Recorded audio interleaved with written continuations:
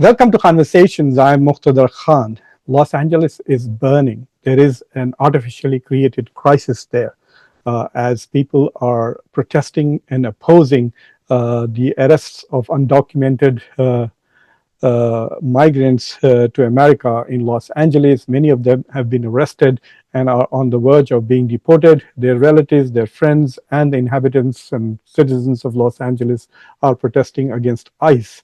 And in order to quell these protests, which have resulted in some burning of cars, and there is some violence on the street, but there aren't many protesters. According to some estimates, there are only 300 people who have been protesting, and according to some estimates, there are about 800.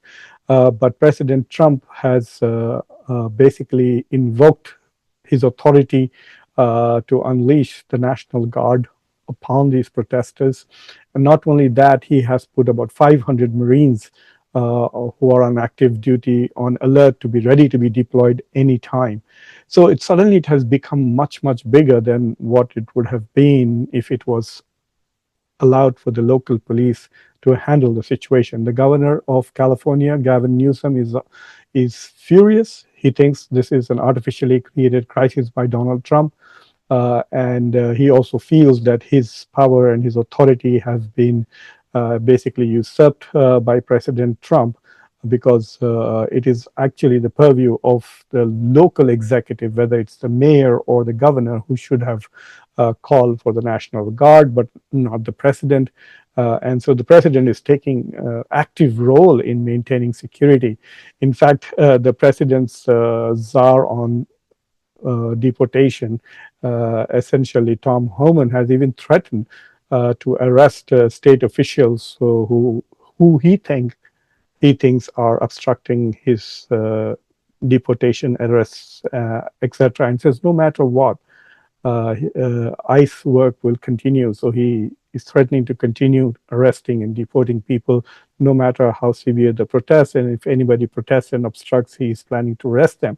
In fact, when Donald Trump was asked whether Tom Homan would arrest Governor Gavin Newsom, President Trump said if he was Tom, he would definitely go ahead and do that.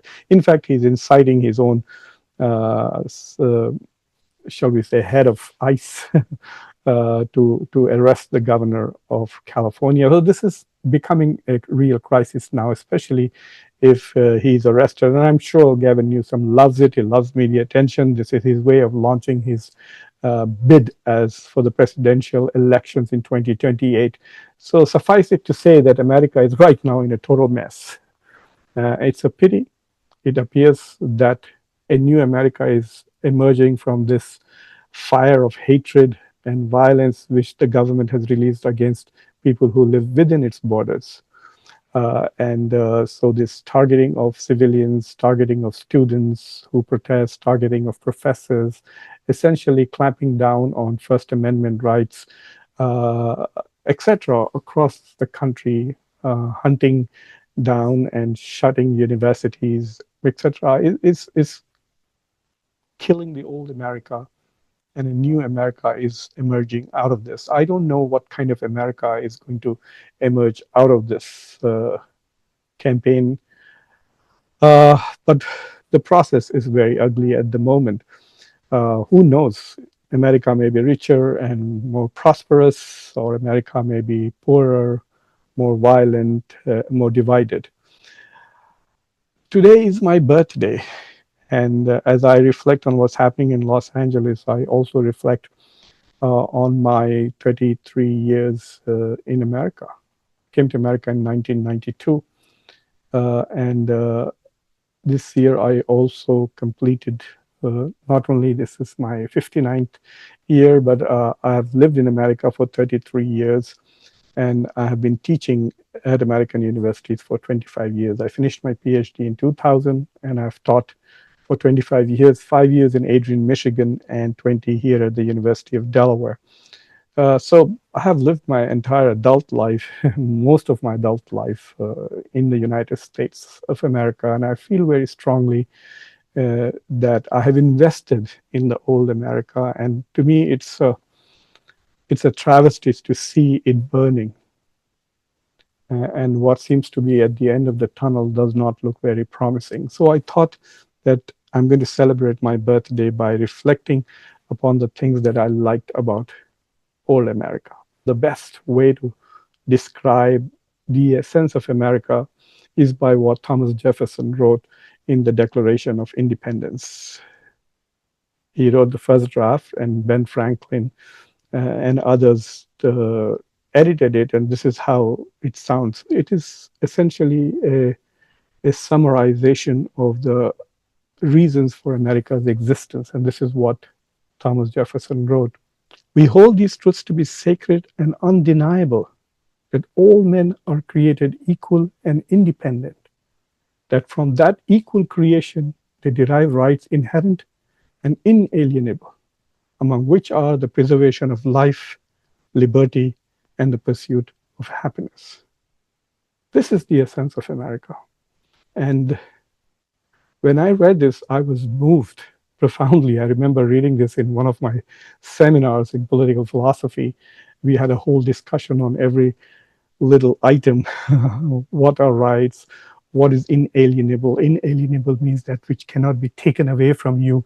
You have them by virtue of your existence. So, as a human being, we have certain rights because that's how God created us. Even if you do not believe in God, by virtue of being a human being, you have these rights. They cannot be taken away from you by anybody. And that was the idea that I found very, very profound and moving, and the fact that we have been created equal and independent. I'm not going to delve into the profound hypocrisy that some of the founders were practicing while they were declaring that all people were equal. They were also practicing slavery, and even the US Constitution did not treat all human beings as equal. Nevertheless, the idea itself was wonderful, and America has struggled to live by these ideals.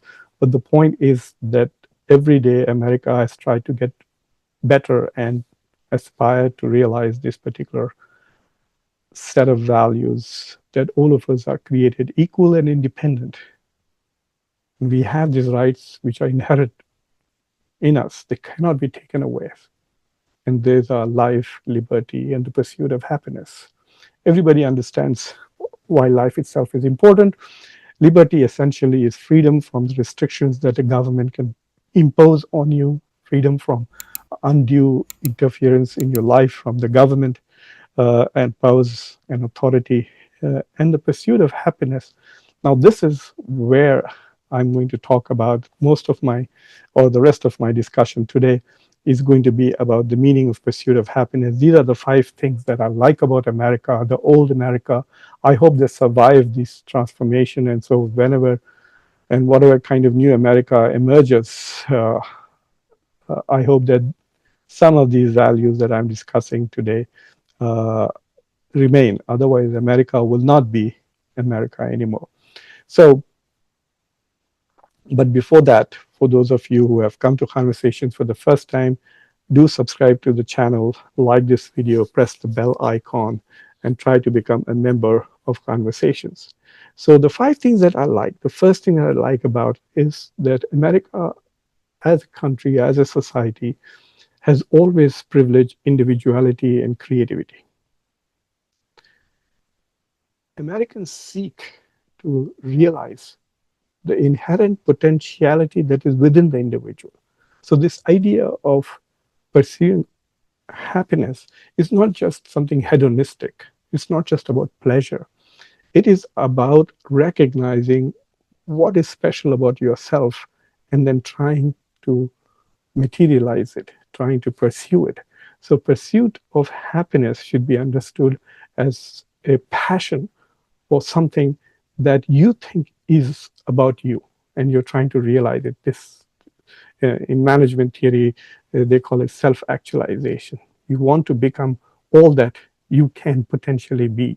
So if there's something about you that is poetic, then you want to be the best poet you can be. If there's something athletic about you, then you want to be the best athlete that you can be. If there's something about you that makes you reflect on this world and write about it, then You should try and become the best professor that you can be. So to me, this idea that the society, the entire country, the society, its values and ethos essentially appreciate this idea of pursuit of happiness, which gives a lot of agency to human beings. So we are not just the products of our social structure. We can shape our destiny. I came to America as an engineer with an MBA. I could have gone and I was here to do a PhD in business administration and management information system. I would have been one of those millions of other IT people. Yes, maybe definitely richer, but just another IT guy. But America allowed me to reinvent myself. I changed my whole track. I studied international relations, Islamic philosophy, political theory, and I became a professor. And even as a professor, as a scholar, my journey has been transformative. Every 5, 6 years, I adopt a new quest, and I'm able to adjust, and America allows me to do that. So that is the one thing that I like about America most, that it gives you the opportunity to pursue your happiness. And happiness here is understood as realizing the inherent potential that is inside you. The second thing that I like about America is people are very tolerant and accepting, even as they are racist and xenophobic. Yes, there is racism in America. It's historically documented. There's also xenophobia, but generally people are very tolerant. I've traveled all over the world, and I've lectured in more than 30, 40 countries in over 200 universities all over the world. And let me tell you this much, in spite of everything, I find that America is the most welcoming country for foreigners, regardless of what race, what religion, what ethnicity, what nationality you have. So this culture of accepting foreigners is something that I found mind blowing. This inherent tolerance for difference in people is still very strong. That's why America has been such a successful country. People, Chinese and Iranians and Indians and people, African Americans and Caucasians and Muslims and Jews, all work together. I see that in my university every day. We work every day to become better scholars, to become better students, and we work every day to make our university a better university. And that is the second part of America that I love the most. Its acceptance of people who are different and foreign. That is one of the things that I think might die in this fire that is burning this country today. Number three, I find American universities the greatest thing in the world. America's universities are the greatest universities. I have lived my entire life in America in the shadow of a university, either as a student or as a professor. And I think that they are a microcosm of innovation, of ideas. Or it's like living in a brain, if you can imagine that. American universities, life in an American university is like living in a brain. Like you are a brain, you're walking around, you're constantly exposed to new ideas, you're challenging old ideas, old norms, old values, you're reinventing society, and so on and so forth. And as long as American universities are allowed to be free, as long as American universities are funded, and as long as American universities are open to new ideas and new talent, America will always be a great country. Number four, what I love about America is the role that religion plays in society. I think, regardless of all the issues that continue to plague America, like they do nearly in every society, especially those societies which are multicultural and highly diverse, I think America has got the balance right. It is not so fundamentalist in its secularity that people who believe and who practice faith feel marginalized and oppressed. Yes, there are Christians who complain that there is a war on Christianity, But that's an ideological position. They are free to practice their religion. They have had many legal successes in recent years, and so on and so forth. You can practice your religion as long as you don't hurt other people. You can be and believe what you like as long as you do not trod on other people. That is the only restriction on your beliefs. Do not harm others. So, so this, so America is not that fundamentally secular that it pushes religion out as some societies do. And it's not that religiously crazy that religion begins to dominate every aspect of society as they do in some other places. Even though there are people who would like to make this place either completely secular and oppress people who believe, and there are people obviously who want to get rid of people who do not believe in basically Christianity. So yes, there are those people out there. They are even elected to office, but nevertheless, a vast majority of Americans today, more or less, have got the balance of religion right. Yes, there are stresses on society right now uh, because there are some fundamental shifts taking place, which are both global and local in terms of balance of power, in terms of uh, uh, economic privileges, etc. And they are challenging these values that I'm talking about. But yet, I can tell you that these values that shaped the old America uh, are worth preserving and worth fighting for. And I hope we don't lose them as a new America, a more selfish, a more xenophobic America emerges. And the fifth thing that I like about America, it's its preeminence. And this is not a global value, it's a privilege, really, that America is the most powerful country on earth. America is the richest country in the world in terms of the size of the economy. And so Americans also get away with a lot of things. I like the fact that when I travel abroad, being an American gives me huge advantages in many, many ways. Travel is easy. Many places in the world, I don't even need to apply for a visa, just my passport is enough. And often people pay, I think, more attention to me because I'm an American. So being an American sort of elevates me beyond what my inherent capabilities and achievements are.